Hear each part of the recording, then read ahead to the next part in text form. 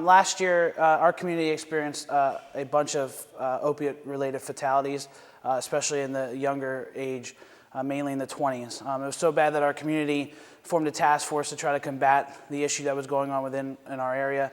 Our ambulance organization joined in that task force to kind of help the community and explain to them what we're dealing with and what we see. So this is a great way for us to spread it to the whole county region about what can be done to treat and kind of help people that are overdosing.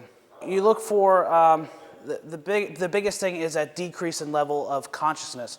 So what you'll see is they won't be themselves. They'll kind of be lethargic. They'll be tired. You know, when the overdose starts, they're going to start doing a nodding where they're kind of, you'll see them close their eyes and they'll nod off, but you yell their name, they'll wake back up. Once the opiate really kicks in, the nod will go like that and you won't be able to wake them up anymore. And then they'll be completely unconscious. And that's when it's crucial to really take good care of them and then administer the naloxone. Also, when they are experiencing the nod, if you do get the naloxone and then, you could probably prevent it from becoming worse and then for the breathing to stop, their heart rate to slow down. You're also looking for them color to change. They'll be gray. Sometimes when it gets bad enough, they'll be blue around their lips. If you look at their pupils, you won't be able to see the black in their pupils. They'll be pinpoint is what we call them.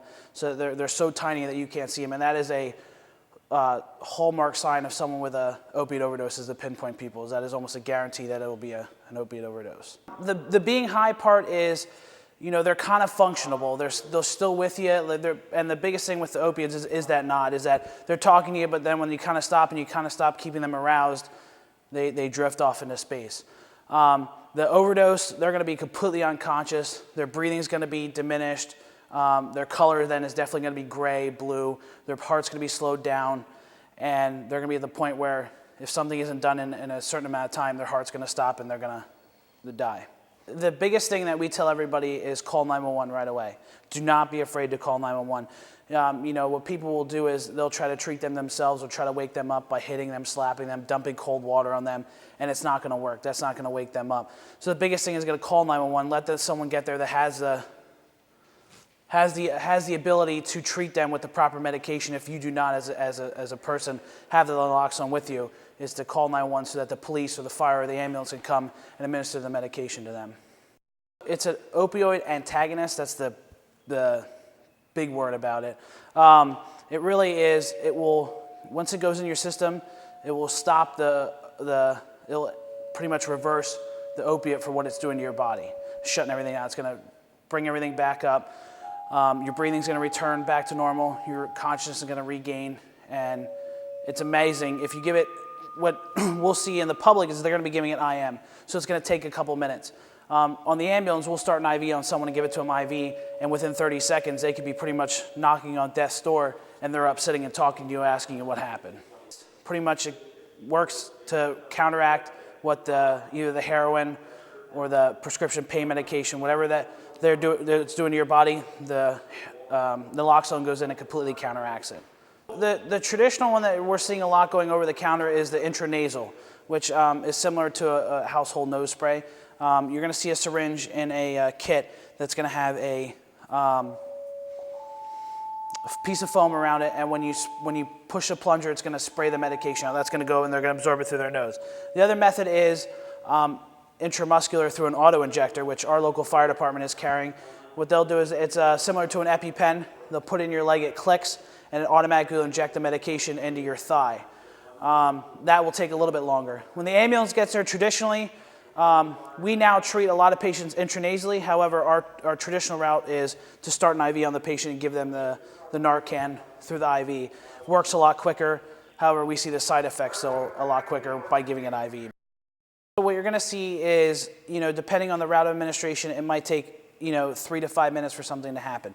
If it's working, you're going to start to see their breathing return to normal. So they're going to stop that gasping type breathing. You're going to see their breathing might be shallow, but it's going to seem a lot deeper and back to normal. Their pulse rate may come back. Their color is definitely going to come back, and possibly they're going to regain consciousness to the point that they're probably going to be confused about what happened, but they're going to be at least able to talk to you and kind of, you know, communicate back and forth a little bit.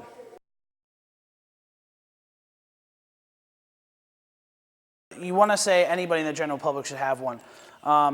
we're not going to stop people from overdosing on prescription pills or heroin.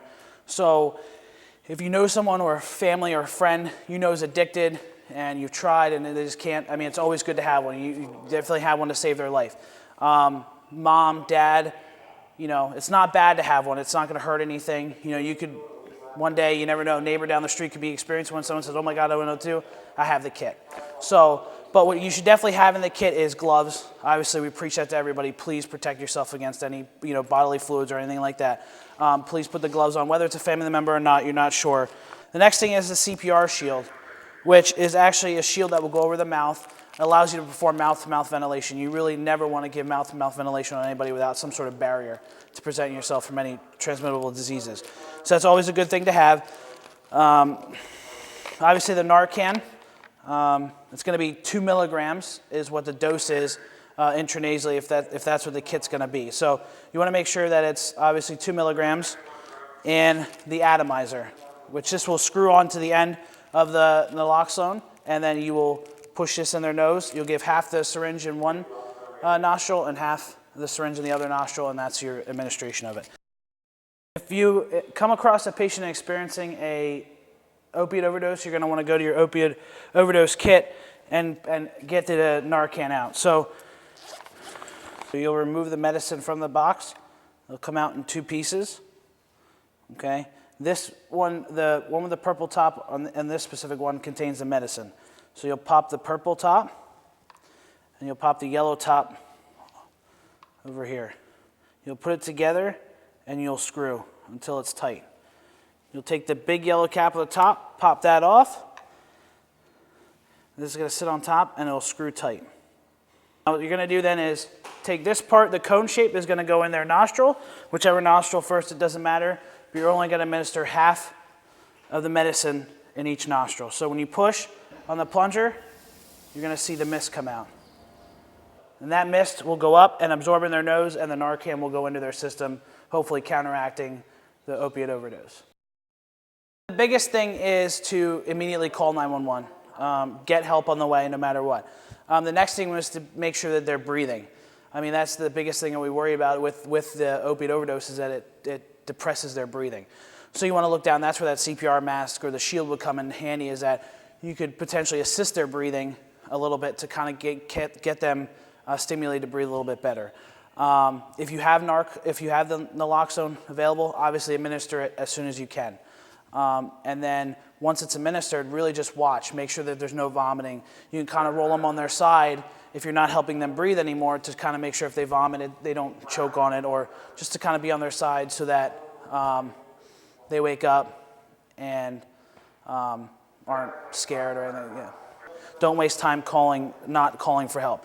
The whole hitting, slapping, kind of pushing on their chest, it might stimulate them, but it's not going to reverse the overdose. It's probably going to continue to get worse. Don't dump the cold water on them. That's the biggest thing we see, is people try to put ice in the groin or dump cold water on them. Yes, it might wake them up, but again, it's not going to reverse the overdose. Even if Narcan is administered, the patient needs to be seen in the hospital. Depending on what amount of prescription pain pills they took, how many bags of heroin they may have done, it could eat through the Narcan very fast, to the point that they could go back completely unconscious. It's not uncommon in 15 to 20 minutes them to go back into the same episode. So it's very important that they still go to the hospital regardless. Our biggest thing as an EMS standpoint, really, we strive that 911 be called immediately so we can get out there and help. The fire department, the police, the ambulances, they're going to be the ones to be able to come out and help. So, don't be afraid that you're going to get in trouble. Please call 911 and let help. Yeah, and please save a life, exactly.